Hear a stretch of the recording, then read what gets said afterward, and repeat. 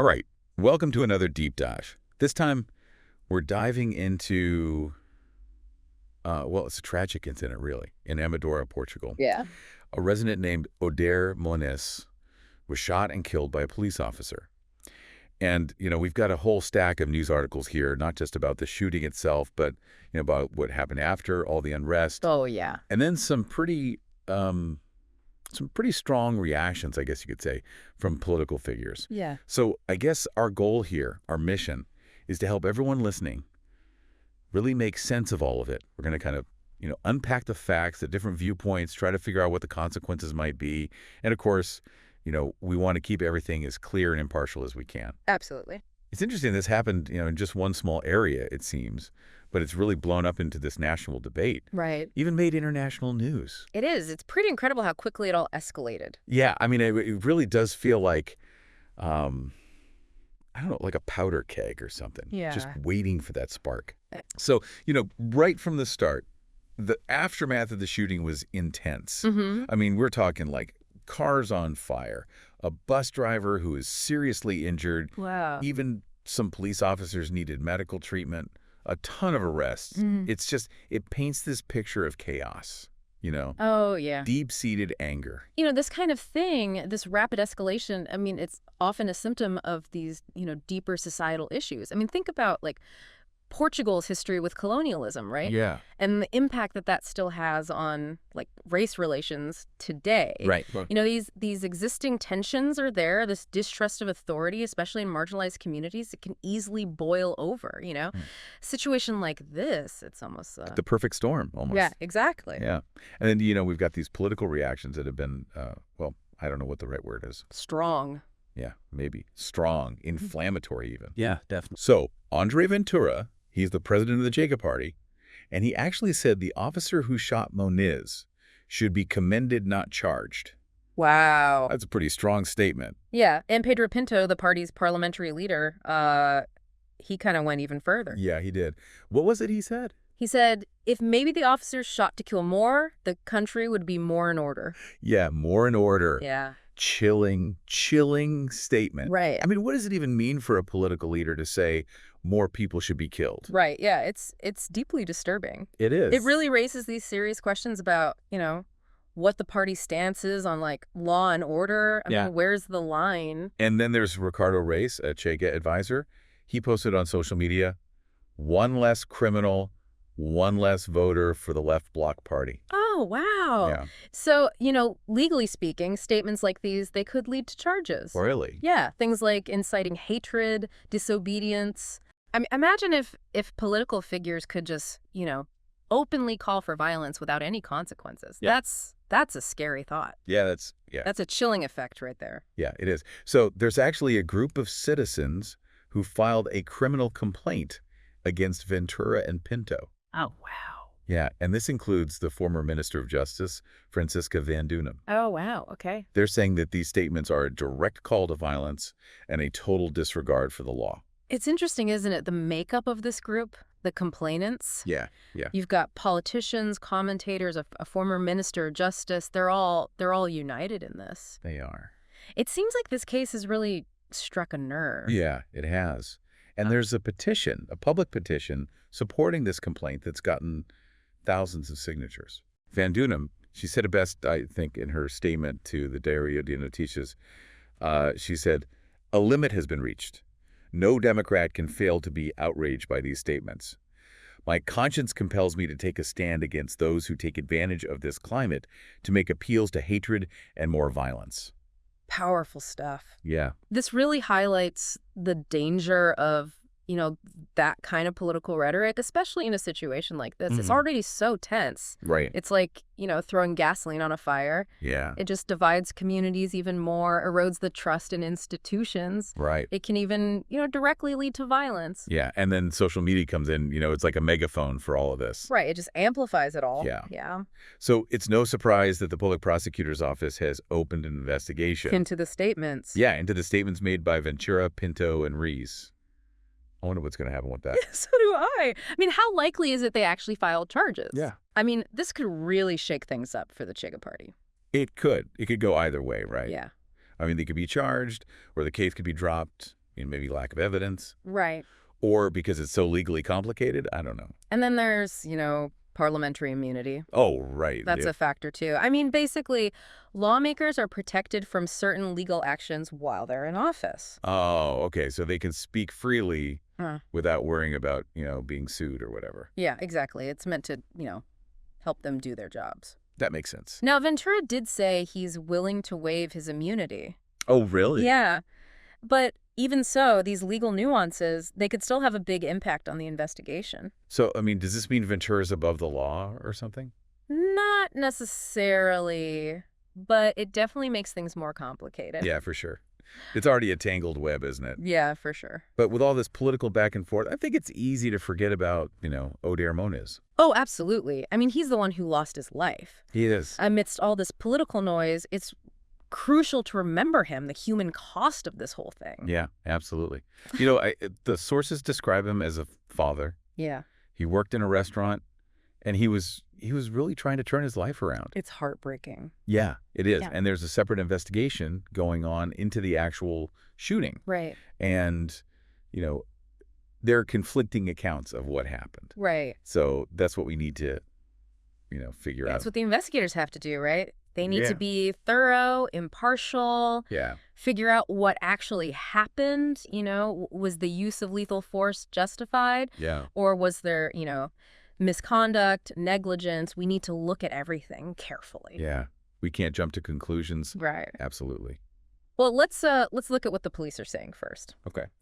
Their report, it states that the officers were on patrol and saw Moniz driving erratically, so they tried to pull him over. But according to them, Moniz didn't stop, led them on a chase. Oh, wow. And they claim that he then got out of his vehicle, brandished a knife, Oh. and that's when the officer shot him. Okay, so that's the police's side of the story. But Yeah. we have other sources, right? Right, exactly. We have quite a few witnesses who are saying something different. Okay. What are they saying? They're claiming that the police pursuit was, way too aggressive, and that Moniz was actually trying to surrender when he was shot. Wow. They're also saying that they don't believe he had a knife. They dispute that part. Yeah, they're disputing that. Okay, well, what about, I don't know, security cameras? Right, good point. Do we have any footage of what happened? There is some footage, yeah. Okay. But it's not very clear. The quality's not great, and the angle, it makes it really hard to tell if Moniz was holding anything. So it doesn't really help us one way or the other. Not really, So yeah. you've got these two very different stories. And the evidence we have doesn't give us a clear answer. Right. This is exactly why a good investigation is so important, isn't it? Absolutely. It's crucial. The investigators need to really dig in, talk to everyone who saw what happened, analyze that footage from every possible angle. They need to, reconstruct everything that led up to the shooting. Yeah. It's the only way to know for sure whether that officer was justified in using deadly force, or if there was something else going on, like misconduct or negligence. And this investigation, it can't just focus on the one officer who fired the shot. Right. You're absolutely right. It can't. It has to look at the bigger picture, too. How do the police operate? What kind of training do they have? Especially when it comes to, interacting with people from marginalized communities. Yeah. Are there procedures in place to, de-escalate things to avoid using deadly force whenever possible? Right. Do they get enough training on cultural sensitivity? Implicit bias. These are all important questions that need to be answered. And I guess, this also brings up, is there a pattern of, excessive force, racial bias within these communities? Has this happened before? Yeah, that's a really big question. To really answer that, we'd have to look at crime statistics, police records, talk to people in those communities. It's a lot to unpack. It's a lot. No. But it does seem like this case goes way beyond just this one tragic incident. It feels like it's shining a light on all these bigger issues: societal tensions, political divisions, how law enforcement operates, especially in communities. Yeah, I think you're right. It's like a microcosm or something of all these bigger problems. Yeah. And the outcome of these investigations, both into Moniz's death and, what those political figures said, it's going to have a ripple effect. It's going to impact things for a long time. It is, yeah. It feels like it's like this event, it's become a catalyst for a bigger discussion about race, justice, even free speech in Portugal. Right, exactly. Like, it's forcing people to face these tough questions that, maybe they've been avoiding for a long time. Yeah, and sometimes those conversations, they're not easy. They can be uncomfortable, Yeah. but they're essential if we want to, move forward as a society. So I guess, where do we go from here? What can people do, just average people, to engage with all of this in a good way? Well, that's a big question. It is, yeah. Probably deserves its own, deep dive at some point. Yeah, probably. But for now, I think the most important thing is to stay informed, really think critically about the information that's out there. Yeah, yeah. And hold our leaders accountable, for what they say, for what they do. Mhm. And I think it's important to, be careful about jumping to conclusions. It's so easy in a situation like this with all the emotions involved to just, react based on our own biases without really considering the facts. Right, right. Yeah, absolutely. We need to be willing to listen to each other. Even when we disagree, even when it makes us uncomfortable, we have to be willing to have those hard conversations. Yeah, which, let's be honest, that's not always easy. No, it's not. It feels like everyone's so divided these days. They are. Everyone's just in their own little bubble, not even willing to consider, maybe they're wrong about something. Right. Yeah, it's tough. Yeah, it is tough. But it's more important now than ever, I think. Yeah. We have to resist that urge to just shut down anyone who disagrees with us. Instead, we should be actively looking for different perspectives, different voices. That's Yeah. how we build bridges, find some common ground. That's a good point. It's like, we've seen it in this case, right?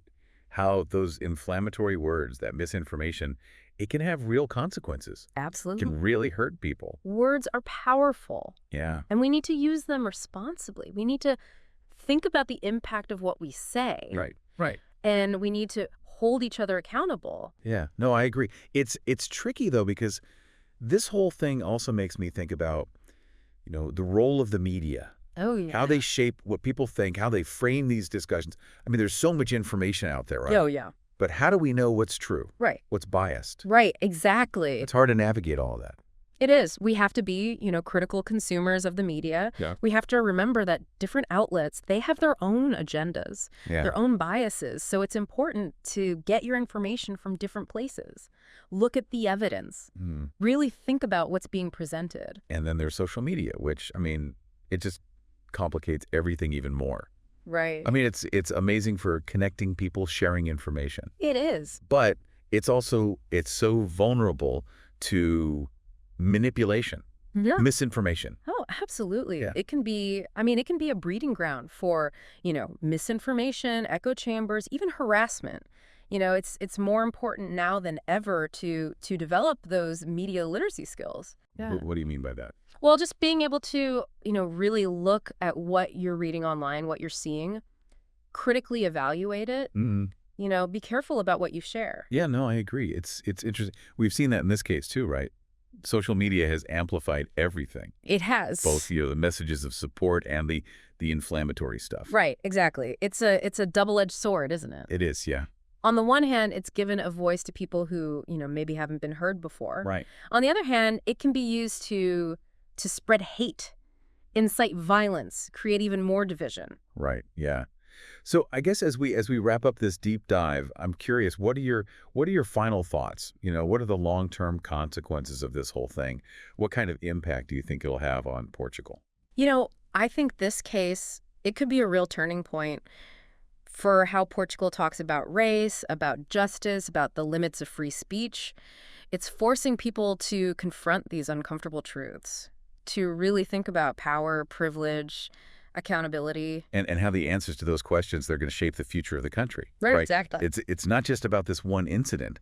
It's about, what kind of society Portugal wants to be. Right. It's about values. It's about priorities. Yeah. This case has really laid bare, how divided things are in Portuguese society. Mm-hmm. And it's highlighted just how badly we need to talk to each other, to understand each other. Yeah, to really work on these systemic problems. Absolutely. Okay, well, this story, it's definitely not over. No, not at all. So what should we be looking out for? What are the key developments that'll tell us, where things are headed? Well, first, there's the investigation into Maniz's death. Right. What's the outcome going to be? If they find that the officer did something wrong, there could be charges. Yeah. Could even lead to more protests, more unrest. And then there's the political side of things, too. Right. That investigation into what Ventura, Pinto, and Reese said, Right.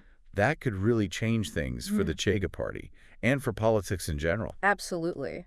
It's really put them under a microscope. Yeah, it has. If they are charged, convicted, it could really damage their reputation. Yeah. Could even lead to calls for them to resign. I mean, and it might embolden other groups, right? Yeah, it could. It could encourage them to speak out against hate speech, against discrimination, and that could spread throughout the whole political system. Like a ripple effect. Yeah, exactly. It could also, it could set a precedent Right. for, how far politicians can go and what they say before they face, legal trouble. Yeah. This whole thing could redefine free speech in Portugal. That's right. And it's going to spark more debate, I think, about that balance, between freedom of speech and the responsibility to not incite violence, not discriminate. Where do we draw that line? How do we protect both? It's complicated. It's really complicated. It feels like we're at a crossroads. What happens next, the decisions that are made, they're going to have a lasting impact on all of Portugal. They will. It's like, will this be a moment where things change for the better? Right. Or will it just make those divisions even worse? Right. And it's up to all of us, really, to stay informed, to have those difficult conversations, to work towards a more just and equitable future. It's not just on the courts or the politicians. It's on everyone. Yeah, you're right. It's on all of us. Okay, well, this has been a heavy deep dive. It has been, yeah. Thank you for guiding us through it all. Yeah, it's helped me understand it all so much better, all the different layers. It's been my pleasure. And remember, even though this is the end of our deep dive, the conversation doesn't have to end here. Right. There's still so much to learn, so much work to do. Okay, so before we go, I want to leave our listeners with something to think about. We've talked about, the laws, the politics. But what about the social and cultural impact? How might this change the way people interact with each other, different communities, with the police? How can we rebuild trust after something like this? How could we foster understanding? These are big questions, they go beyond the headlines. They do. They really get at the heart of what it means to be a society. Those are excellent questions, and I hope you all will take some time to think about them. This case, it's revealed a lot of pain, a lot of problems, but it's also shown how resilient people are. Yeah. How much they want things to change. The road ahead, it's not going to be easy, but it's one we have to travel together. That's a really good point. And that's, I think, a perfect place to end things. Yeah, it is. Thank you for joining us on this deep dive. My pleasure. We'll see you next time. It's also, we should think about this case in a global context, too. Oh, what do you mean? Well, Portugal is not alone in dealing with, racial inequality, police brutality. Right. I mean, this isn't just a Portuguese problem. Yeah, it's happening everywhere. It's a global issue. Yeah, you're right. I mean, we've seen similar things happen, those protests, all over the world. Exactly. The U.S., France, Brazil, it's everywhere. Yeah, and there's this growing awareness, People are realizing these problems are systemic. Yeah. And they're demanding change. They are. And this case, it hasn't gone unnoticed. International media, human rights organizations, they're all paying attention. Oh, absolutely. The world is watching how Portugal handles this. So it's even bigger than we thought. It is. It's not just about, getting justice for Oder Moniz. Right. It's about how this reflects on Portugal, on the world stage. It could even affect their relationships with other countries. They're standing in international organizations. Exactly. This case, it could either, make things better for Portugal's image or make things worse. Yeah. Will they be seen as a country that's, trying to fix these problems? Right. Or one that's just ignoring them? So this brings up a bigger question about, race and ethnicity in Portugal. Do you think this whole thing, will it change how these issues are talked about? It's definitely, it's a chance to start a conversation. Yeah. For too long, Portugal hasn't really dealt with its colonial past. Right. The legacy of racial inequality, it's still there. Yeah, it is. But this case, it's put these issues right in everyone's face. Yeah, it has. It's forced people to acknowledge the reality of it. Right. The racism, the discrimination, it's real. It's like someone's holding up a mirror, showing them these uncomfortable truths. Yeah, exactly. And it started this debate about, what does it even mean to be Portuguese in this day and age? Yeah, who belongs? Right. Who belongs? Who doesn't? How do we deal with our past, with our present? What kind of future are we trying to build? It's a lot to think about. It is. It's complex. It's multi-layered. Yeah. But we have to have this conversation. We do.